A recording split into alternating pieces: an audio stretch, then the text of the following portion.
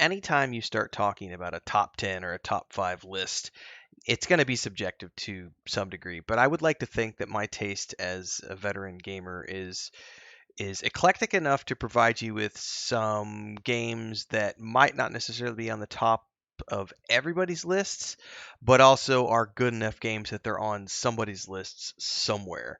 Today we are going to be talking about my top 5 role-playing games that you should replay in 2023.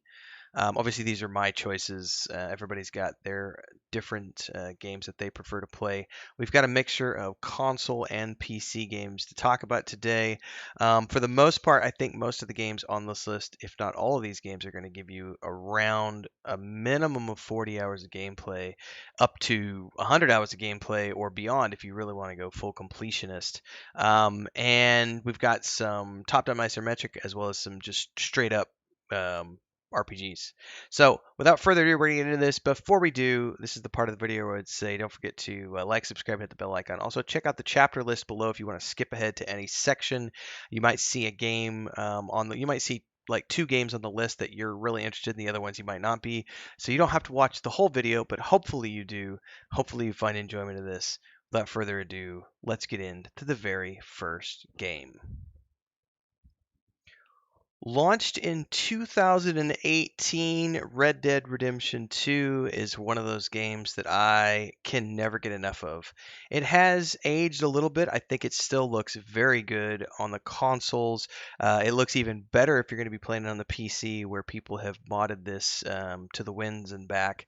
But Red Dead Redemption 2 is, in my mind, the best example of a game that transcends being just a video game and actually enters into true virtual world, um, not quite virtual reality, but a virtual world that is always and continually sort of active. So it's kind of famous at this point for the fact that the NPCs all have lives of their own and they go on about their lives even if you're not around. And they have routines, they eat, they drink, they sleep, they work, they play poker, they go drink at the bar, they do all sorts of different things. It really is probably the first game I've ever played where it really honestly felt like a living, breathing world. Now, I've played through this game twice, and I was in the middle of a third playthrough earlier in, actually, no, not in 2023. Now, it would have been late in 2022, right around the time that The Last of Us show came out. And then I got sidetracked because I had to do a replay of The Last of Us. And then just getting into 2023, I haven't had a chance to get back to my third playthrough. But I love Red Dead Redemption 2. The interesting thing about this game is that even though the main story is going to be relatively the same, and I say relatively, the world is so vast that the second time I played through the game, I would say about 25 to 30% of what I came across was unique and original because I missed it the first time around. And the third time I've played through the game, I've found probably another 15% that I'd never seen before. And a lot of the stuff I went through the first 2 times with, I've made different decisions or done things in a different way. So it's given me a very distinct playthrough each time I've gone through the game. But more than anything else, it's just a really good game to get lost in because of that open world, living world mentality. This most recent playthrough, I've never taken the time to do a completionist run. So this most recent one, my third playthrough, I've been taking the time to actually work on crafting all of the various bags and things and pouches that you can get. And I've been working on collecting all of the in-game cosmetics and hunting and fishing and doing all of these things that are side activities that I've never did the first time. Like I never really got into crafting the first couple of times I played the game, but this third time I've been going through and I've really been just working on doing a completionist version, and it's extremely satisfying because you can very early on, as soon as you establish that first camp, you can start exploring the world, and you don't have to progress that main storyline if you don't want to. You could just run around and hunt and fish and have relationships with townspeople and go play poker and go play blackjack and just do all these things and like literally live in the wild, wild west. It's very unfortunate that they decided to sort of give up the ghost for Red Dead Online. No one knows exactly when they're going to shut that down, but I have also spent a significant amount of time playing Red Dead Online. And while it does tend to get somewhat repetitive after you've gotten sort of, I've got three of the, what are the trades? I forget what they're called now. I haven't played in a little while, but I've leveled up three of the professions, like the Moonshiner, the Bounty Hunter, and the Skinner. I can't remember what it's called now, but I've leveled those up to max. There are some storylines in Red Dead Online, but most of it's just going out there and just doing whatever it is you want to do with your character, and you don't have to participate in PvP if you don't want to. And that's actually was the first console game that Chris ever tried because she really loved the idea of getting on a horse and just riding around and shooting at things and hunting deer and birds and stuff. So um, Red Dead Redemption 2, I think, is a game that is absolutely worth a replay, even if you've played it before when it first came out. It has been out for a hot minute now, 2018, but it's so worth it. Absolutely, whether you're playing it on the console or the PC. If you have not played Days Gone, you don't know what you're missing. A lot of people just kind of didn't really pay attention to this game because it was a zombie game, and it's like, oh, I'm not going to play another zombie game. But you've got so much going on in this game. It has amazing, I mean, amazing gameplay. The hordes of zombies you come across, which they show in this picture in the background, are terrifying.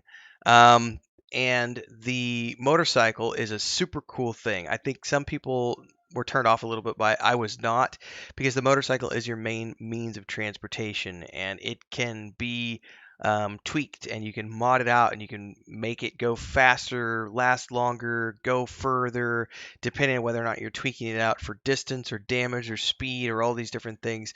But the motorcycle is such a cool little side component of the leveling process and the gearing up process, and of course all the weapons you can come across.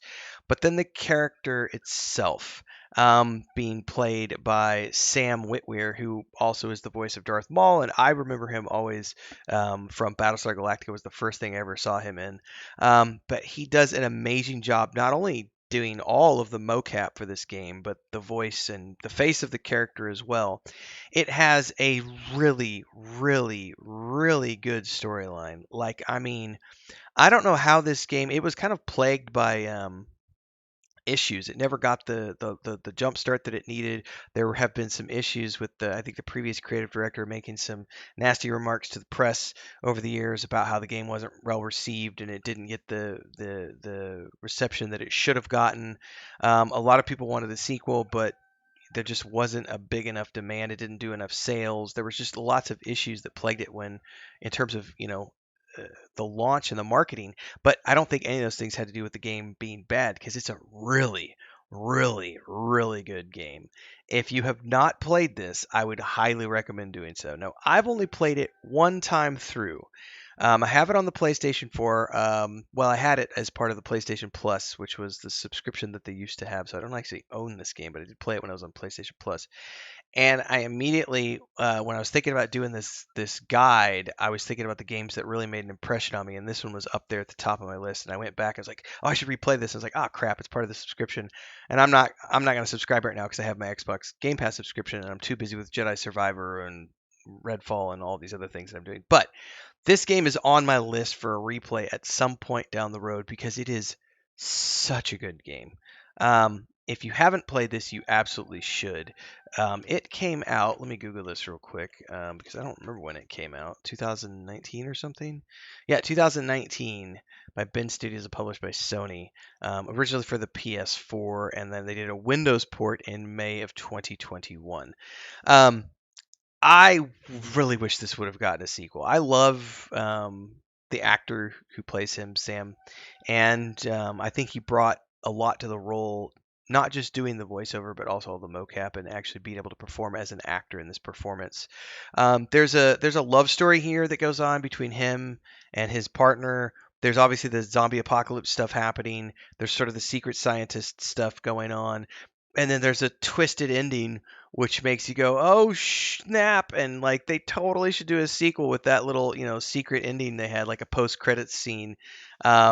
Such a good game. If you haven't played this yet, do it. And if you have played it, it's totally worth a replay. It's on my list to replay. Definitely up there as one of the coolest games I've played in a very long time. Now, I realize I'm sort of jumping ahead to the sequel because Pathfinder Kingmaker was the first game that Owlcat Studios did, and it is a great game. I'm actually doing a replay of Pathfinder Kingmaker as I record this video here in May of 2023. And even though I think Kingmaker is deserving of a replay, and I'm having a lot of fun doing it, it was the first game that Owlcat Studios did, and even though it's a good game, this game is way better. Pathfinder Wrath of the Righteous, when it came out, I was streaming portions of it, and I remember saying at the time that I thought it was the best CRPG I at the time had ever played. Now, obviously, it's been out for a few years now. Not that long. When did this come out? Wrath of the Righteous. Dun, dun, dun, dun. When did this come out? Looking it up real quick. 2021. So it's only been a couple of years this has been out. Totally worth a replay. Like CRPGs of its class, there are lots and lots and lots and lots and lots and lots and lots of different options when you're going through game as far as dialogue choices. And the best part about this is that the people you have in your party and the class that you play, the alignment that you are, everything about your character, all of those things determine how exactly the storyline works. And even though there is an overall story, how you get from point A to point B, there are a million, I would argue, different ways you can get there based upon all of the aforementioned class choice, alignment choice, the people you have in your party, the relationships you have with the people in your party, the side quests you've done, so on and so forth. It's such a good game. So this is based on one of the Pathfinder adventure paths, the Wrath of the Righteous. So there is an overarching storyline that's going on for your character to go through. There's also the campaign management aspect of the game where you get big enough, you get your army, and you have to worry about the campaigns. I am not a big fan of that. So I know a lot of people are like, well, how could you recommend this game if you don't like a portion of the game? Well, the best part about um, the kingdom management or the campaign management is you can turn it off and just focus on the RPG, which for me works. I like it. Same thing with Kingdom. You can turn the kingdom management stuff off. I don't really get into that stuff that much. I do love the single player RPG aspect of these games, and Wrath of the Righteous, in my mind, took the Kingmaker um, kind of template and made it better. This is an amazing game, and I absolutely think it's up there in like the top 5 CRPGs I've ever played. And it has, I would argue, an infinite amount of replayability because you can go through and play all of the different classes and get totally different conversation options for a lot of the encounters you're going to have, and go through with different party members and everything else. So this is one of those games where you should absolutely go through. Also, the voice acting, the writing, everything in here is just everything is 10 out of 10, 10 out of 10. Such a good game, worth replaying. I know it's only been out for a couple of years, but you got to get on it. It's such an amazing game. Hey everyone, Renfail here with the commercial part of the video where I say, hey, if you like this, don't forget to like, subscribe, and hit that bell icon so you never miss an update. And thanks to all of our supporters are here on YouTube and over on Patreon, our highest members, our guild champions, Crazy Relative, Remy D here on YouTube. And don't forget, if you want to support, it's really easy. You can do the memberships below, the Adventurers Guild, 3 different tiers. There's also the super thanks on any uploaded video or YouTube short that you find. There's also, of course, the super chats and stickers that you could do on any live stream or premiere, and the Patreon page if you want to dive into the fantasy world that I have with my brother and my wife, which is a tabletop game, a point-and-click adventure game, and a fantasy book series. All are great ways to keep this channel going and me going full-time. Thanks again for those of you who support. Let's get back to the video that you're watching now. This is another case of a sequel being a better game than the original, even when the original was an amazing game.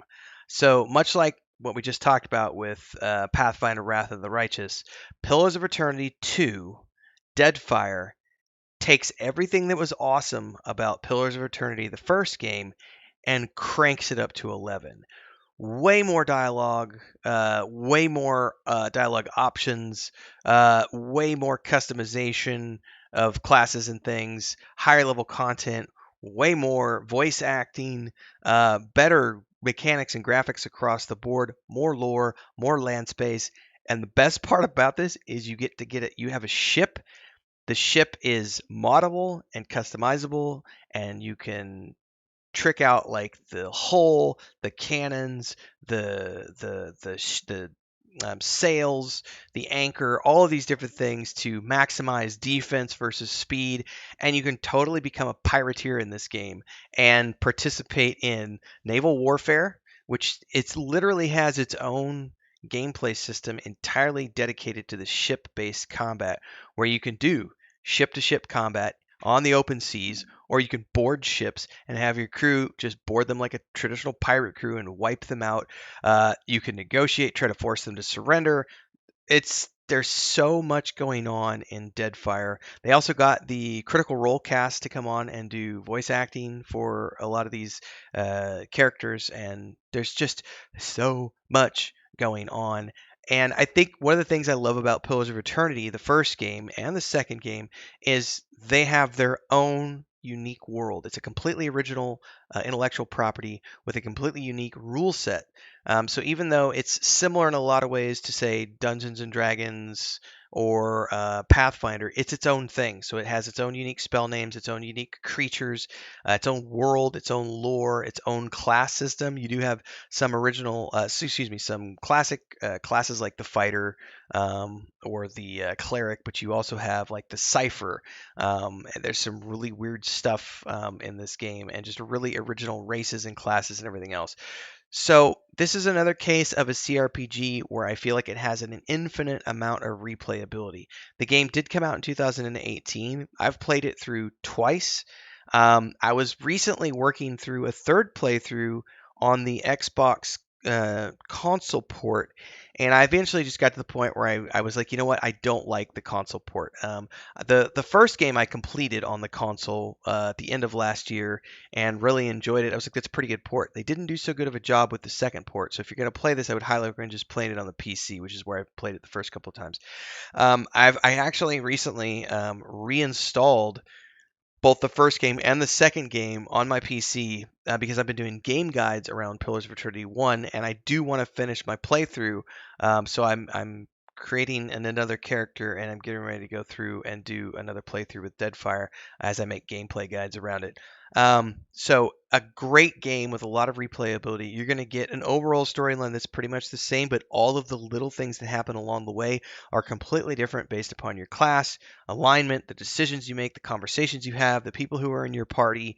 So much fun. And like I said, it's more than just the RPG because there's also the combat, the ship combat stuff that's here, which is a whole nother aspect of the game, which I think for me gives it a much deeper experience than it would be if it was just an RPG. Similar to how the Pathfinder games from Owlcat have the kingdom management and the campaign management, which you can turn off. Here, there's the ship-based combat, which you can kind of you can't really turn it off, but you can't ignore it for the most part because you can choose to flee as opposed to getting involved in combat scenarios, or you can just negotiate your way out of those situations so you don't actually have to deal with any fighting. But it's a great game. I mean, 10 out of 10 for the writing, the voice acting, everything in this game is top notch. It's Obsidian Entertainment. They don't make bad games. I mean, this is the company that brought us Knights of the Old Republic 2, Neverwinter Nights 2, so many good games over the years, and a staff who have worked on, Baldur's Gate 1 and 2, Icewind Dale 1 and 2, Knights of the Old Republic 1 and 2, Neverwinter Nights 1 and 2. So they know what they're doing, and it's a really, really, really good game. Highly recommend replaying this one if you haven't already. So Detroit Become Human is one of those games I feel like I've heard of some people that have played it, but I've also have a lot of people in my inner circle who have never played this game, and it's so worth it.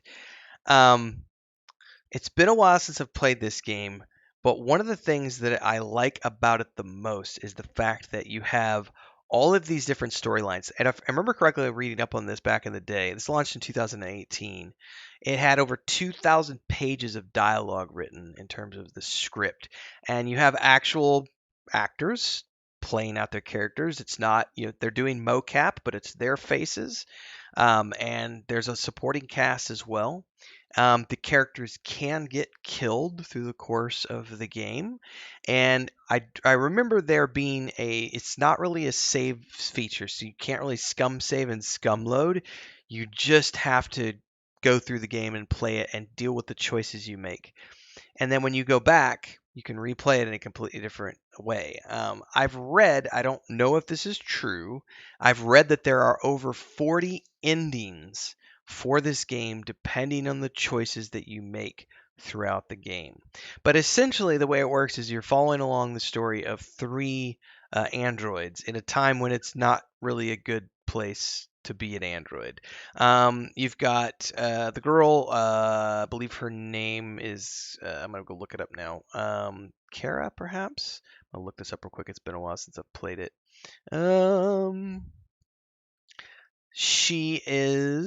Kara is an android who escapes her owner to explore her newfound sentience and protect a young girl who's a human, I think. I remember there being something with a human, and it's been a while. You've got Connor, who's actually a cop whose job is to hunt down sentient androids, even though he is an android. And then there's Marcus, who kind of becomes this prophetic figure, or he can become a prophetic figure, whose whole existence is about releasing other androids from servitude. There is so much going on in this game in terms of storyline. There's quick time events and dialogue decisions, and the story kind of branches out depending on the decisions you make, and those can kind of be viewed in a flow chart that you can see during and immediately after a given chapter. And while you can rewind to certain points in the story to reshape decisions, there's not really any save feature for you to go back all the way. There's also some elements of countdown happening, so you have to make decisions on the fly. So there's just tons of information. But really, this is a game that's all about androids gaining sentience and realizing that they're much more, and the way that they're treated is really bad. This game presents you with some serious moral decisions. It's a very difficult game for some people. I think maybe there isn't even, I don't even know if this is the case. I remember reading up on there might be some trigger warnings for some people in this game because there just are some really interesting and deep topics that are discovered that can be very sensitive for some people. But the story is just absolutely amazing. And given the fact that there are so many endings that you can have, this is another one that I played back when I had the PlayStation Plus subscription a couple years back before we moved. And I've been wanting to go back and do another playthrough of it because it was just such a moving game. I remember I ended up crying multiple times throughout this. I don't think I streamed this. I might have recorded some episode. It might have been when my channel was very new, but it's a great game. You should definitely play it if you haven't already done so. So there you have it, folks. My personal selection of the top 5 role-playing games that you should replay in 2023. Some of them I'm already on my way doing right now. Others I'll be getting to later this year. Love to hear your thoughts. Drop them down in the comments below. Like, subscribe, hit the bell icon. Support if you can. See you in the next episode. Cheers!